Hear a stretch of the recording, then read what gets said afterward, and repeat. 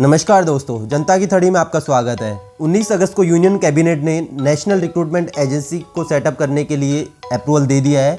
यह नई एजेंसी कॉमन एलिजिबिलिटी टेस्ट कंडक्ट कराएगी, जो कि ग्रुप बी और ग्रुप सी एग्ज़ाम्स के रिक्रूटमेंट प्रोसेस करने के लिए बनाई जाएगी।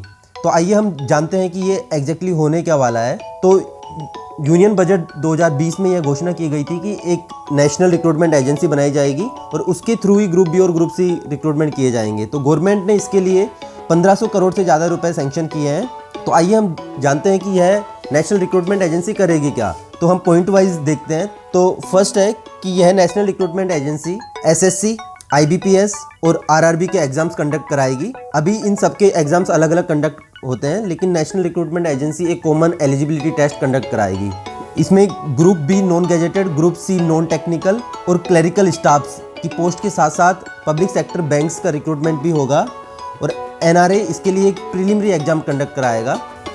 हर लेवल के लिए एक अलग एग्जाम होगा, जैसे ग्रेजुएट के लिए अलग होगा, हायर सेकेंडरी पास वालों के लिए अलग होगा और 10th पास वालों के लिए अलग होगा।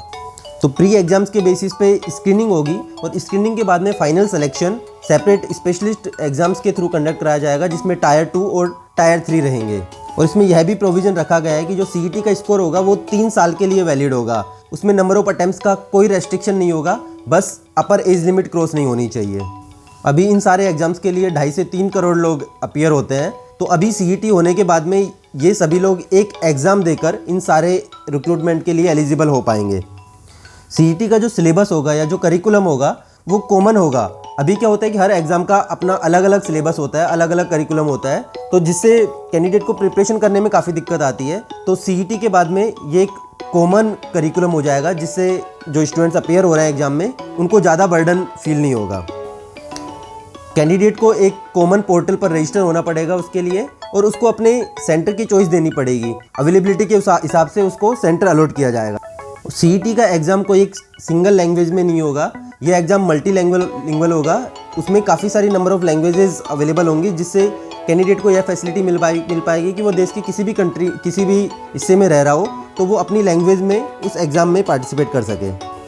और इस सिंगल एलिजिबिलिटी टेस्ट की वजह से जो कैंडिडेट के जो पैसे खर्च होते हैं अलग अलग फॉर्म भरने के लिए, वो भी कम होंगे, क्योंकि अब सिर्फ उसको एक ही एग्ज़ाम के लिए पैसे देने पड़ेंगे, जैसा कि अभी होता है कि उसको हर एग्ज़ाम के लिए अलग अलग एप्लीकेशन फ़ीस देनी होती है।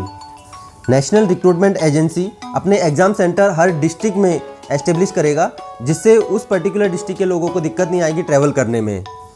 यूनियन मिनिस्टर जितेंद्र सिंह ने ट्वीट करके बताया कि इससे जो पिछड़े तबके के लोग हैं उनको एग्ज़ाम में सिलेक्शन में आसानी होगी। उसके अलावा उनको एग्ज़ाम में बैठ के फ़ायदा उठाने के लिए ये बहुत ज़्यादा एडवांटेजेस रहेगा ये प्रोसेस।